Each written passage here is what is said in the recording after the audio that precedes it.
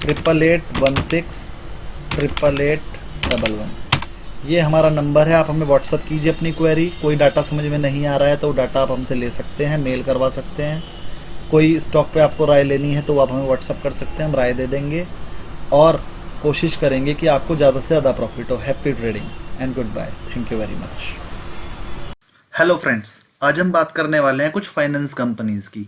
तो हम finance companies में देखते हैं कि सबसे पहला फाइनेंस कंपनी में सबसे बड़ी प्रॉब्लम ये आती है कि उसका कंपटीशन रहता है बैंक के साथ। सबसे बड़ी प्रॉब्लम बस यही है। तो आज हम बात करने वाले हैं फाइनेंस कंपनी प्लस बैंक। तो चलिए बात करते हैं फाइनेंस कंपनी और बैंक में क्या डिफरेंस है।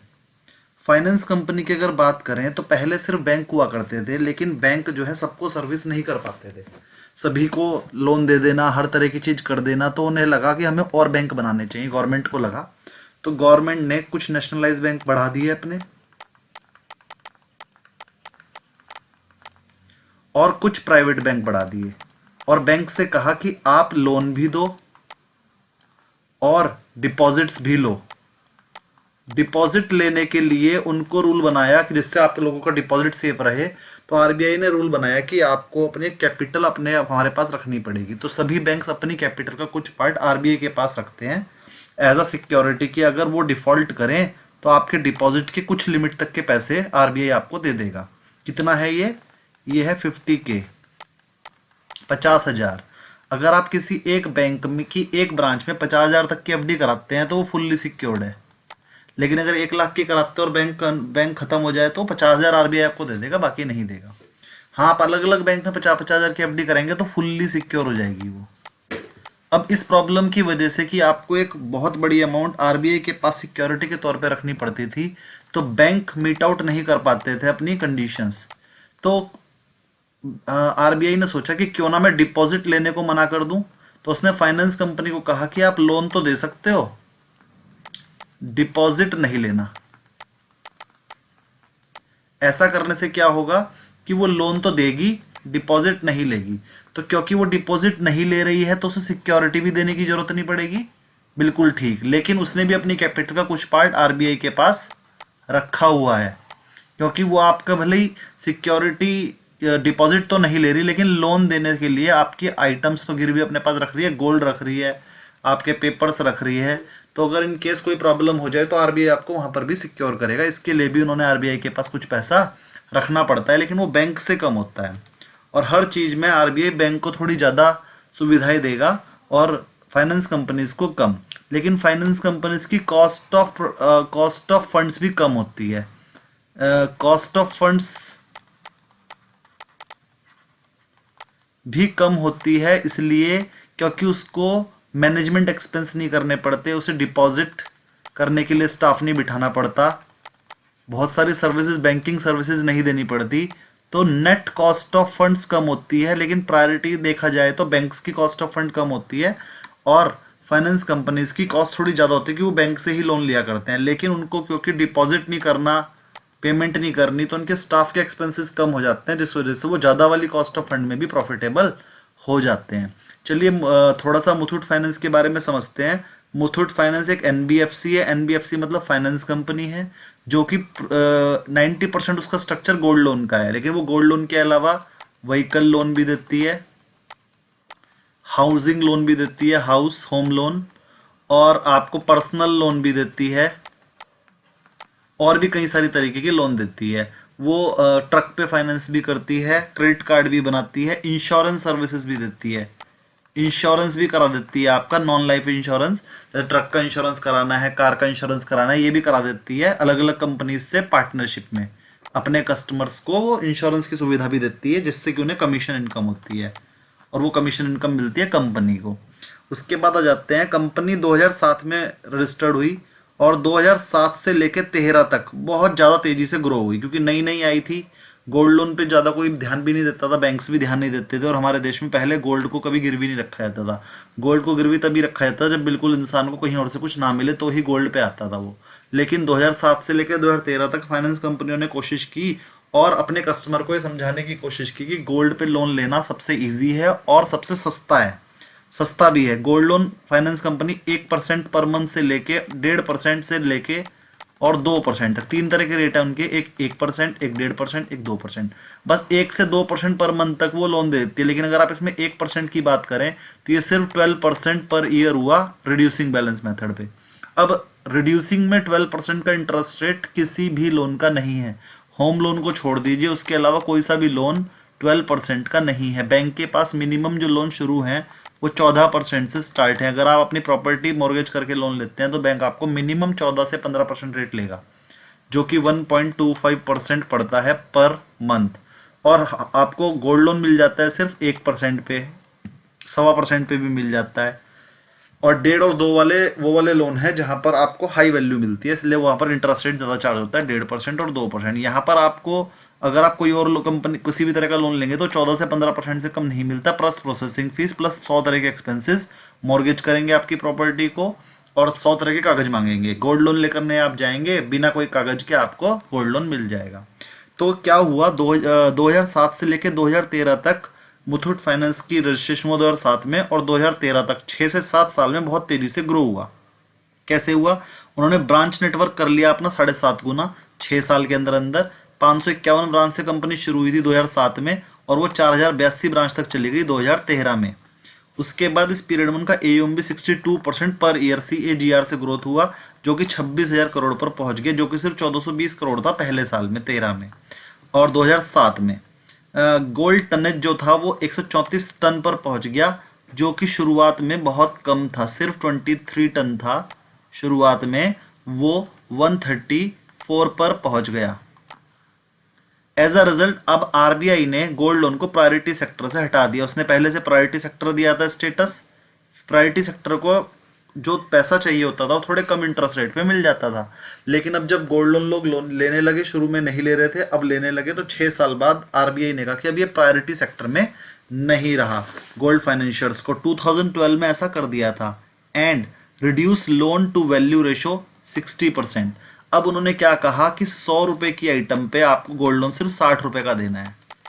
तो ऐसा करने से क्या हुआ, लोगों को ज्यादा गोल्ड देना पड़ गया कम लोन लेने के लिए। एनबीएफसी को कहा तुम 60% दोगे और बैंक को कहा तुम 85% तक दे सकते हो।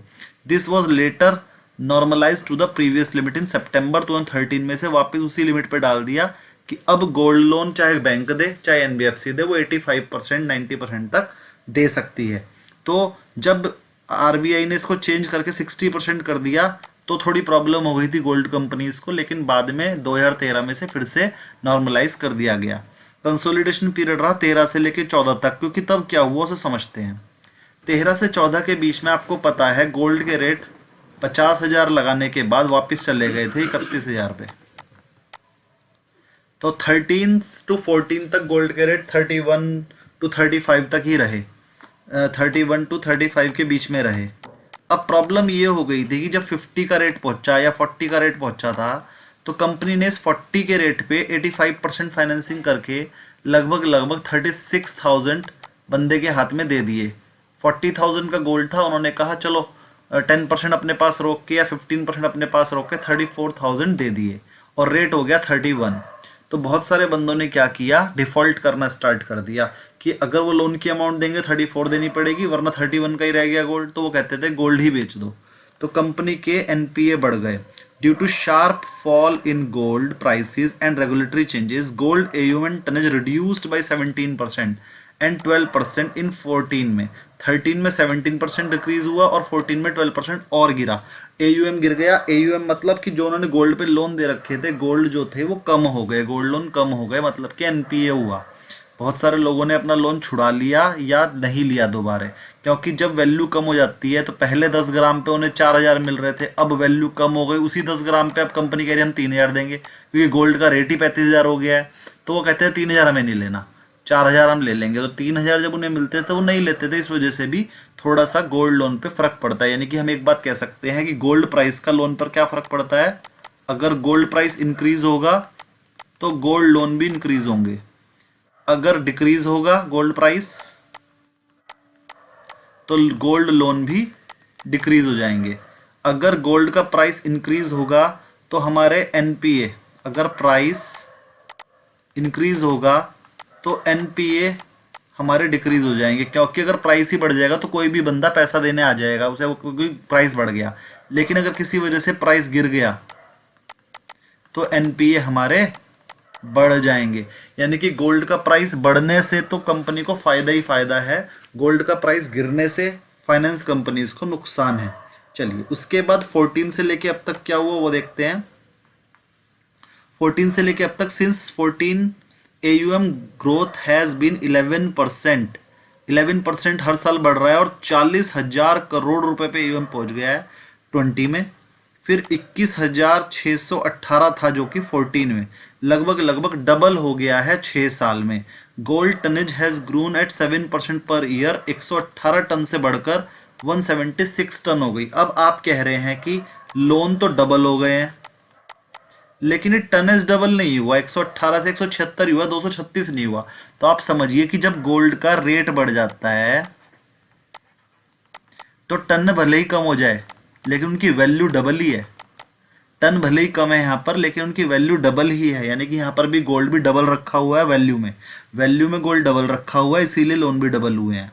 तो टन भले ही कम हो क्योंकि वैल्यू बढ़ गई है, इस वजह से ऐसा है। नंबर ऑफ ब्रांचेस 1% बढ़ा रहे हैं क्योंकि पहले ही बहुत सारी ब्रांचेस बढ़ा चुके हैं ये, अब और कितनी बढ़ाएं। तो कहीं 500 ब्रांच से शुरू हुए थे, यहाँ पर ये 551 ब्रांच से शुरू होकर बढ़ाते बढ़ाते बढ़ाते 4000 ब्रांचेस पे ले आए थे, और अब इनकी 4270 से बढ़कर ब्रांचेस हो गई है 4567 2020 में। 150 ब्रांच इन्होंने प्लस करी है 2021 में, और 150 ब्रांच प्लस करेंगे 2023 में। 21-22 में इन्होंने 150 ब्रांचेस प्लस कर ली हैं, और 150 ये 23 में इनका एक्सपेंशन का प्रोग्राम है। चलिए थोड़ा सा हम बात करते हैं इसके बारे में और कि इनके मार्जिन वगैरह कैसे हैं, थोड़ा सा वो देख लेते हैं। कैपिटल एडिक्वेसी रेशियो इनका 26% है, बहुत अच्छा है। नेट इंटरेस्ट मार्जिन मतलब कि इन्होंने पहले बैंक से इन्होंने कस्टमर को लोन दिया, इनका एवरेज रेट ऑफ इंटरेस्ट होता है 18%। इनका एवरेज रेट ऑफ इंटरेस्ट होता है 18 से 20%, और ये 2% पे भी देता है, 18 से 24% तक होता है। उसका एवरेज मान लीजिए आप 21%। 21% पे ये लोन देते हैं, और इन्हें बैंक से मिल जाता है लगभग 7%, 6 से 7% पे। तो नेट इनके पास क्या बच गया, 14.2% के पास बच गया, जो कि बहुत बढ़िया मार्जिन है। किसी भी बैंक के पास इतना ज़्यादा मार्जिन नहीं आ रहा है। रिटर्न ऑन इक्विटी इनके 28% आ रही है, रिटर्न ऑन एसेट 8% आ रही है, और एनपीए इनके 1.3%। अभी जो एनपीए है 1.3%, इसका मतलब ये नहीं है कि ये पैसा मर गया। नॉन परफॉर्मिंग एसेट वो जो किस्त नहीं दे रहे हैं, जो इंस्टॉलमेंट किसी भी वजह से लेट हो गई, लेकिन अगर लेट हो भी गई तो बाद में गोल्ड को सेल कर देंगे, गोल्ड की ऑक्शन कर देंगे। ऑक्शन कितनी करते हैं ये भी मैं नीचे बताऊंगा। ऑक्शन करेंगे, इनको पैसा मिल जाएगा तो नो लॉस। ज्यादातर गोल्ड लोन कंपनी को अगर गोल्ड के रेट बढ़ रहे हो तो लॉस नहीं होता, लॉस नहीं होता है। हाँ, अगर किसी वजह से गोल्ड के रेट गिर जाए तो इन्हें ऑक्शन में हो जाएगा लॉस, तब इन्हें लॉस होता है। तो अभी तो हमारे गोल्ड के रेट बहुत ज़्यादा बढ़ गए हैं, तो अगर इस क्वार्टर में इनको एनपीए आ भी जाए तो कोई फर्क नहीं पड़ता, वो लॉस में नहीं आएगा। एवरेज गोल्ड लोन पर ब्रांच 10.5 करोड़ 10.7 करोड़ पर ब्रांच का ये लोन दे रहे हैं। जोग्राफिकल डिस्ट्रीब्यूशन अगर हम आपको बताएं तो 49% ऑफ द गोल्ड का लोन जो ये देते हैं ये साउथ इंडिया में देते हैं। साउथ इंडिया वालों के पास बहुत गोल्ड है। और दूसरे नंबर पे आता है नॉर्थ इंडिया। मैं नॉर्थ इंडिया से ही बिलोंग करता हूँ, सहारनपुर यूपी से। तो यहाँ पर बाकी 19% वेस्ट इंडिया से और 9% आ जाता है, 9% ईस्ट इंडिया से। 42% of outstanding borrowing are source from bank. जो टोटल पैसा इनके पास आता है उसमें से 42% तो ये बैंक से उठाते हैं, और 28% ये NCD non convertible debenture issue करते हैं, और 16% यूरो बॉन्ड है इनके पास, और 10% कमर्शियल पेपर से ये पैसा उठा रखा है। तो अगर मैं आपको बता दूं, सबसे ज्यादा पैसा इन्होंने बैंक से उठाया हुआ है। बैंक से जो इन्हें पैसा मिलता है वो गोल्ड के अगेंस्ट ही मिलता है। ये पीछे से गोल्ड लोन देते हैं, आगे से गोल्ड लोन ले भी लेते हैं। इनके पास अपना गोल्ड बहुत है, और बैंक से ये और तरीके से भी पैसा ले लेते हैं, बॉन्ड्स वगैरह भर के। तो बैंक से जो पैसा ये उठा लेते हैं, इनको 9 से 12% पे मिल जाता है, 9 से 12% पे मिल जाता है। लेकिन बैंक से पैसा लेना सबसे इजी होता है, इसलिए बैंक से ज़्यादा पैसा लिया इन्होंने। उसके बाद जो इनको एनसीडी से मिलता है, एनसीडी नॉन कन्वर्टेबल डिबेंचर, ये हम लोगों को इशू करते हैं, और एफडी का रेट इस टाइम 7% चल रहा है। तो अगर ये 8 से 9% पे भी इशू करते हैं तो हमसे यहाँ पैसा मिल जाता है। यानी बैंक से थोड़े कम रेट पे नॉन कन्वर्टेबल डिबेंचर से पैसा मिलता है। लेकिन नॉन कन्वर्टेबल डिबेंचर ये अपनी मर्जी से नहीं बेच सकते हो, और लॉन्ग टर्म ही बेचने पड़ते हैं। बैंक में तो इन्हें अगर 1 साल बाद पैसे की जरूरत नहीं है, वापस कर देंगे, इन पर इंटरेस्ट लगेगा ही नहीं। लेकिन नॉन कन्वर्टेबल अगर 10 साल के लिए इशू कर दिए, 10 साल का इंटरेस्ट देना पड़ता है। यूरो कन्वर्टेबल बॉन्ड से भी इनको पैसा मिल जाता है। यूरो कन्वर्टेबल बॉन्ड से पैसा 3 से 4% पे मिल जाता है, लेकिन ये लॉन्ग टर्म होते हैं और टैक्सेशन पे बहुत ज़्यादा पड़ता है। 10% from commercial paper, commercial paper से भी जो पैसा मिलता है वो थोड़ा सा महंगा होता है, इसको जरूरत पड़ने पे ही लिया जाता है, और ये पैसा इनको लगभग लगभग 10 से 14% पे मिलता है। ये बिल्कुल लास्ट पे ही लेते हैं कि अगर कुछ जरूरत से ज़्यादा ही लोन आ जाए इनके पास और लोन में इनको 22% का इंटरेस्ट मिल रहा है, तो ये महंगे पे भी उठा लेते हैं 10 से 14% पे, और फिर ये लोन देते हैं। यानी कि अगर कॉमर्शियल पेपर से लोन लेना पड़ रहा है तो इसका मतलब इनके लोन अच्छे चल रहे हैं, वरना इतना महंगा लोन अपने पास नहीं रखेंगे। आगे बढ़ते हैं थोड़ा सा।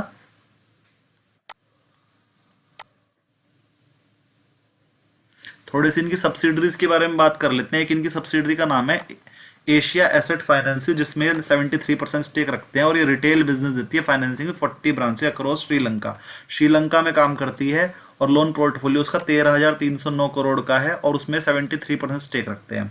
एक इनकी मुथूट होम फाइनेंस है। अब आप समझिए कि जैसे इनकी सब्सिडरी ज़्यादा वर्क करने लगेंगी तो ये बैंक की बन जाएंगी, और बाद में हो सकता है बैंकिंग लाइसेंस भी मिल जाए। तो जिस दिन ये बैंक बन जाएंगी या इनकी सब्सिडरी का वर्क ज़्यादा हो जाएगा और ये किसी बैंक के काम की तरह करने लगेगी, तो आज इनका पीई सिर्फ 6-7 का है और बैंकों को पीई मिलता है 40 का। जिस दिन ये बैंक बनेंगी इनका पी आज 7 से 40 पे ले जाना है। तो मतलब ये जिस दिन भी बैंक का लाइसेंस अप्लाई करेंगे 6 गुना हो जाएगा इनका रेट अपने आप, 6x। क्योंकि अभी इनका पी 7 है, क्योंकि ये फाइनेंस कंपनी है। फाइनेंस कंपनी का पी 7 से 12-15 तक ही रहता है बस, लेकिन बैंक का पी जो है वो 30 से 50 तक रहता है।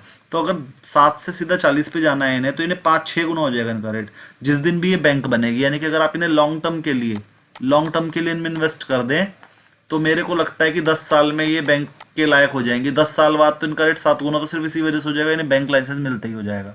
जिस दिन भी बैंक लाइसेंस के लिए अप्लाई करेंगी इनका रेट 6 से 7 गुना हो जाएगा। तो उस टाइम ये मत सोचना कि ये तो डबल हो गया, आप कैसे खरीद दो। अरे 6 गुना होना है रेट, खरीद लेना।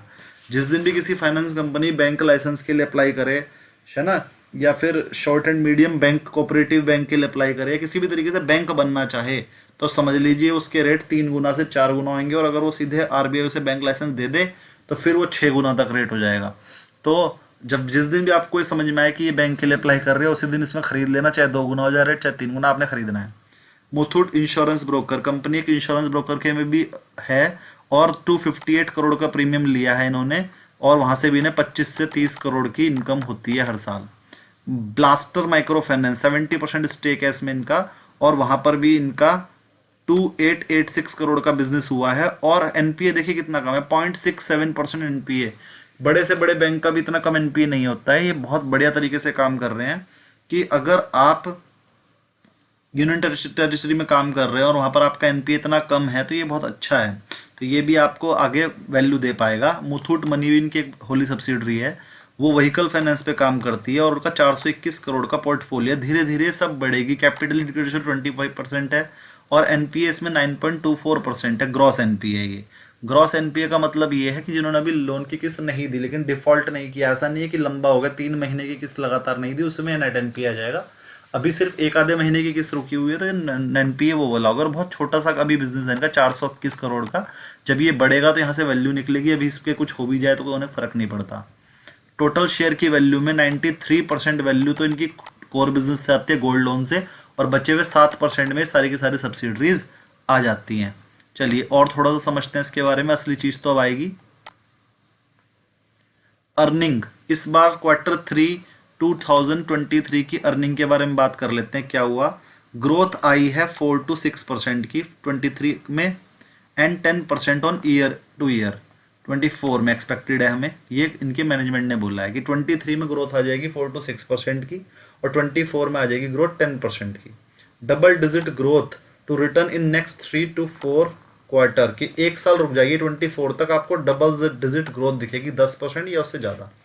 इन नॉन गोल्ड सेगमेंट, कह रहे गोल्ड सेगमेंट तो हमारा बढ़िया चल ही रहा है। Non gold segment management focus on home finance, कह रहा मैनेजमेंट का फोकस होम फाइनेंस पे आया है नया नया। व्हीकल फाइनेंस पे आया, मैंने थोड़ी देर पहले आपको समझाया ही था। SME short and medium enterprise पे, और पर्सनल लोन पे भी आ गया, और एमएफआई भी देंगे। कह रहे हैं 150 branch to be added by March 23। कह रहा March 23 तक हम 150 ब्रांच और ऐड कर लेंगे, यानी कि अगले 3 महीने में। और 100 were added by December 2022 with remaining to be added by March 23। कह रहा है दिसंबर तक तो हमने 100 ऐड कर भी लिए हैं, 50 हम और ऐड कर देंगे March 23 तक, अगले 3 महीने में। नेक्स्ट ईयर में भी हम 150 ब्रांचेस और करेंगे। ये वाली न्यूज में आपको पहले बता चुका हूँ। Currently non gold segment comprises 12 to 13% of total AUM. Total loan का 12 से 13% जो बाकी के लोन ये नॉन गोल्ड लोन दे रहे हैं वो है, बाकी बचा हुआ 87 to 88% का गोल्ड लोन सेगमेंट ही है। Management guided that the proportion to increase to 15 to 20%। अब ये कह रहे हैं कि जो नॉन गोल्ड सेगमेंट है हम उसे अगले साल तक नेक्स्ट 3 to 4 ईयर्स में 12 से बढ़ा के 20 कर देंगे, मतलब डबल कर देंगे। डबल कर देंगे अगले आने वाले 3 से 4 साल में, ये वाला सेगमेंट डबल होगा। और याद रखिए जैसे जैसे गोल्ड लोन से कम होके और इसमें बढ़ेंगे इसका पीई बढ़ेगा। गोल्ड लोन कंपनीज को पीई कम मिलता है, बैंकिंग कंपनीज को, नॉन बैंकिंग कंपनीज जो डायरेक्ट ज़्यादा हाई मार्जिन वाले रेट पे काम करती हैं उनको पीई ज़्यादा मिलता है। गोल्ड लोन में आपको रिस्क नहीं होता लेकिन रिटर्न भी कम ही होता है, 24% से ज़्यादा का लोन दे ही नहीं पाते, और जब किसी के पास गोल्ड होगा तभी लोन दे सकते हैं आप उसे, वरना नहीं दे सकते।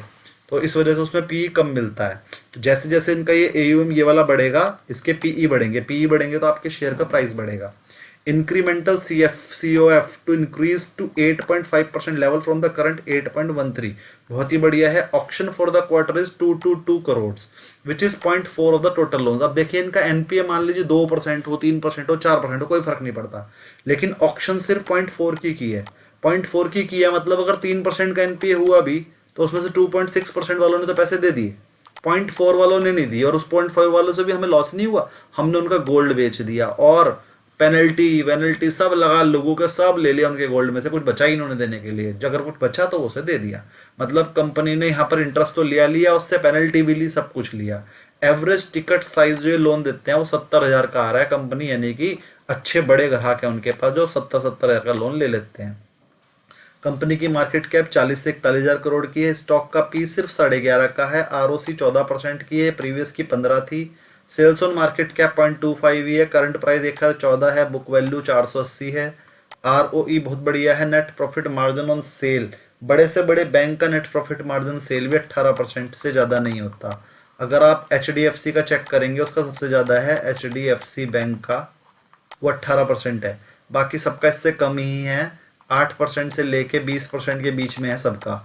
फाइनेंस कंपनी में भी सिर्फ 2 ही कंपनी है जिनका इतना ज़्यादा है नेट प्रॉफिट मार्जिन 34%, एक तो मुथूट का है और एक मन्नमपुरम का है, बस इन 2 का है। बाकी और भी जो फाइनेंस कंपनियां हैं IIFL और ये सब, इन सब का जो है इतना नहीं है। 34.2% सिर्फ 2 ही कंपनी के पास है, एक मुथूट और एक मन्नमपुरम। मन्नमपुरम का भी लगभग 30 के आसपास है, बस 2 ही कंपनियों का है।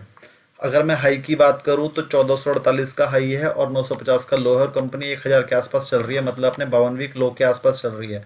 उसका कारण, लो पे आने का कारण सिर्फ एक ही है, क्या कंपनी ने इस बार एक्सपेंड की है, 150 ब्रांचेज एक्सपेंड की हैं, 100 हो गई हैं, 50 करने वाली है और 150 से अगले साल करनी है, उसके लिए भी उसने इन्वेस्टमेंट करना स्टार्ट कर दिया है। तो उस वजह से थोड़ा सा प्रॉफिट मार्जिन पर दबाव आ गया और थोड़े से एनपीए बढ़कर आए हैं। एनपीए बढ़ने से कोई फर्क नहीं पड़ेगा, क्योंकि एनपीए का हम जब ऑक्शन करेंगे तो ऑक्शन में हमें पैसा मिल जाएगा। गोल्ड के रेट इस टाइम हाई पे हैं अपने, तो उन्हें लॉस नहीं होगा। तो एनपीए कंपनी ने जानबूझ के करे हैं। अगर कोई बंदा पैसे नहीं दे रहा था तो उसे टाइम दे दिया कि आप चलो 3 महीने के अंदर पैसा दे दो, हम आपका ऑक्शन नहीं कर रहे हैं।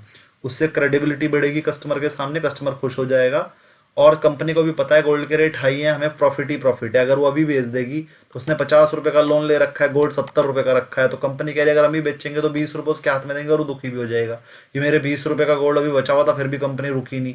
तो कंपनी ने कहा हम आपको 3 महीने का टाइम और दे रहे हैं, 50 रुपए का लोन है, दे देना, प्लस 3 महीने का ब्याज दे देना। 3 महीने का ब्याज मान लीजिए 2% पे लिया हुआ है तो 1-1 रुपए के हिसाब से 3 रुपए प्लस हो जाएंगे कि 53 रुपए देना और अपना 70 रुपए का गोल्ड छुड़वा देना।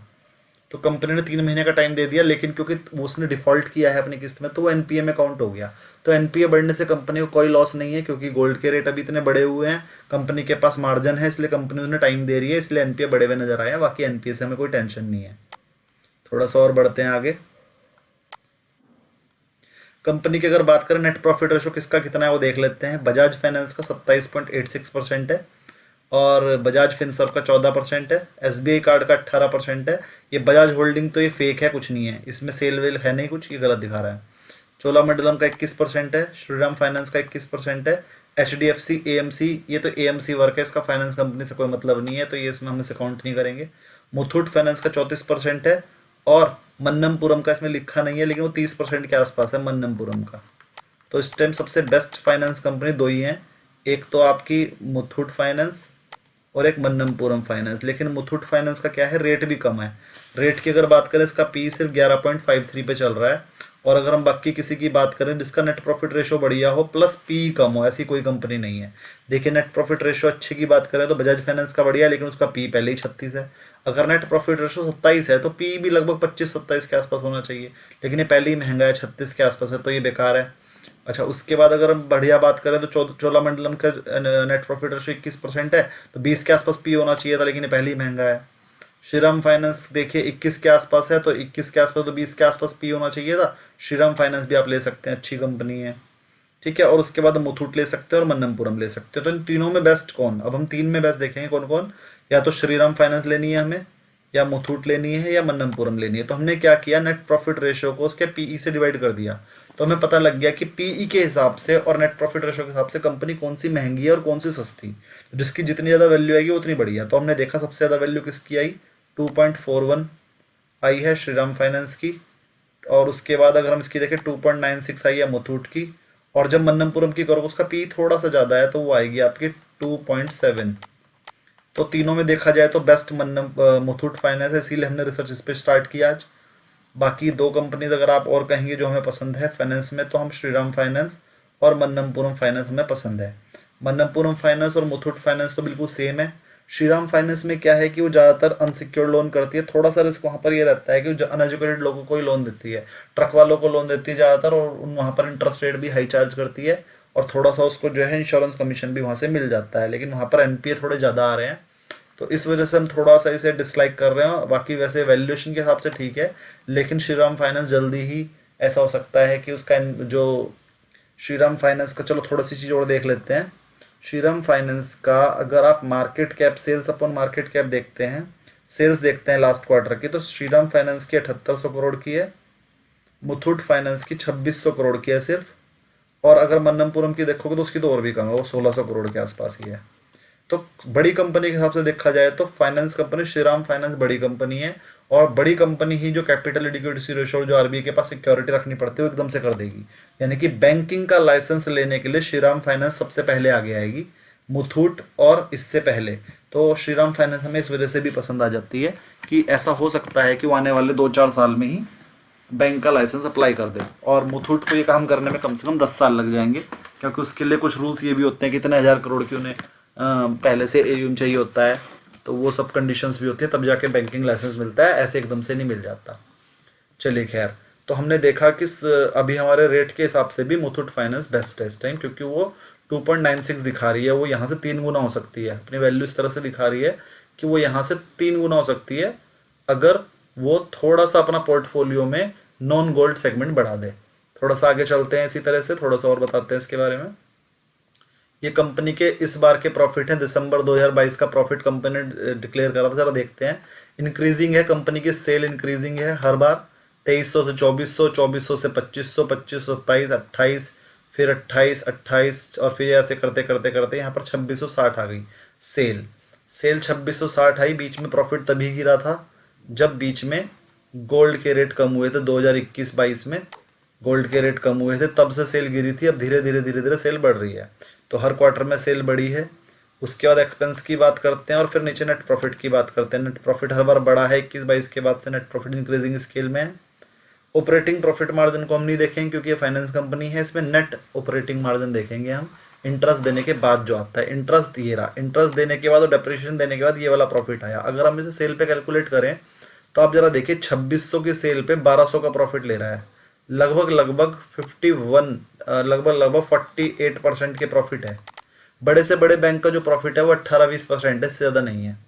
तो इस वाली कंपनी का बिफोर टैक्स प्रॉफिट, पीबीटी बोलते हैं इसे, पीबीटी प्रॉफिट बिफोर टैक्स 48% आ रहा है, जो बड़े से बड़े बैंक का नहीं होता। 25% टैक्स देने के बाद भी 902 रुपये कमा रहे हैं। 2660 का अगर से कैलकुलेट कर लें तो लगभग लगभग 25% आ जाएगा। आफ्टर टैक्स प्रॉफिट किसी भी बैंक का आपको 10-12% से ज़्यादा नहीं मिलेगा, लेकिन ये यहाँ पर 25% मिल रहा है, जो कि बहुत बढ़िया है। ईपीएस आ रहा है सिर्फ 22 रुपये एक क्वार्टर का, तो लगभग लगभग 22 चौक 88, 90 से 100 रुपये का ईपीएस आ जाएगा। और कंपनी का रेट चल रहा है इस टाइम 1000 रुपये का। 100 रुपये के ईपीएस पे 10 के पी पे चल रही है। फाइनेंस कंपनी का जो पी चलता है वो 15 से 20 चलता है मिनिमम, और जिसके इतने अच्छे मार्जिन हो उसको तो 22-23 का भी मिल सकता है। मार्जिन जो है सबसे अच्छे मुथूट फाइनेंस के ही हैं, तो इसका पी कम से कम 20-22 तक जा सकता है। तो उस हिसाब से इसकी वैल्यू 2000 रुपये बनती है लॉन्ग टर्म।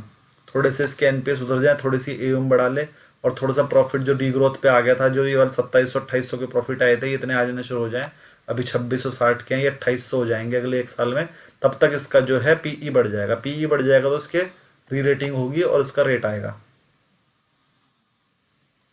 अगर हम ईयरली सेल की बात करें तो 2022 में जो सेल आई थी मार्च में 2022 में, वो 11,082 थी, और जो टीटीएम अभी तक की अगर देखा जाए उस हिसाब से 10,331 आई है।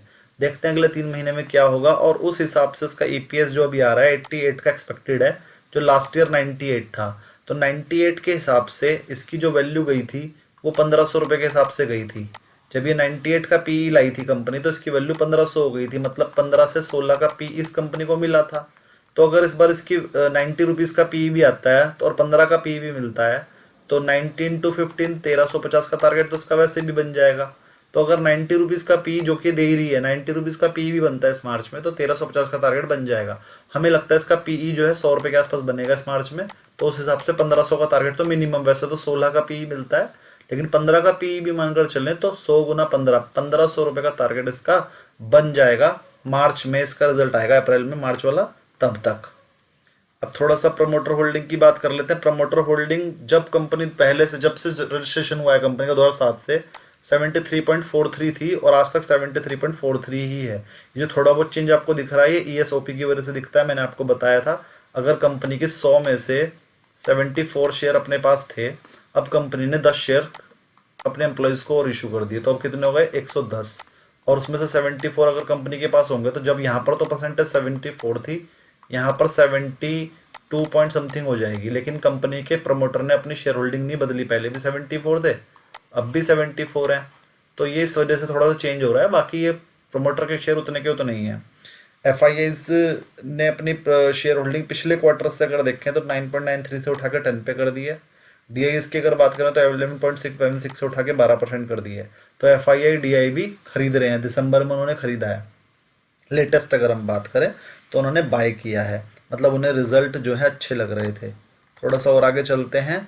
हमने इस कंपनी की वैल्यूएशन कैसे निकाली, तो हमने वैल्यूएशन पूरी की पूरी कैलकुलेट करी, मल्टीपल पे दिया हमने 2.2 का मल्टीपल दिया, 1300 रुपये की वैल्यू तो निकल रही है सिर्फ मुथूट फाइनेंस के बिजनेस के हिसाब से। होम फाइनेंस के हिसाब से इसकी वैल्यू 3 रुपये निकल रही है, और 15 रुपये निकल रही है ब्लास्टर माइक्रो के हिसाब से। मुथूट मनी के अभी जो है वो ज़्यादा प्रॉफिट नहीं है, 100-200 रुपये का बिजनेस, 100-200 करोड़ का बिजनेस ही कर रही है, तो उसकी वैल्यू निकलती है 50 पैसे 1 रुपये। हमने जीरो लगा ली, उसे नहीं जोड़ा। और श्रीलंका में भी कुछ खास बिजनेस नहीं है, 1% की वैल्यू हमें 10-20 पैसे निकल रही थी, तो हमने नहीं जोड़ी। उसके अलावा टोटल वैल्यू ऑफ वेंचर लगा दी 18 रुपये की, और टोटल वैल्यू निकालने के बाद उसे 20% कर दिया कम। 20% हमने मार्जिन ले लिया कि चलो 20% वैल्यू कम भी हो सकती है, 3.70 लेस भी कर दिया, और 15 रुपये वैल्यू ऑफ की वेंचर ले ली, तो उस हिसाब से हमारा टारगेट प्राइस निकल कर आता है 1314 रुपये का। और अभी जो वैल्यू चल रही है खैर 11 रुपये की चल रही है, तो हमें लगता है कि 30% वैल्यू भी और बढ़ सकती है। ये हमारा मिनिमम टारगेट है मुथूट फाइनेंस में। तो अगर आपको हमारी वीडियो अच्छी लगी हो तो चैनल को सब्सक्राइब करें, लाइक करें और शेयर करें। Thank you very much.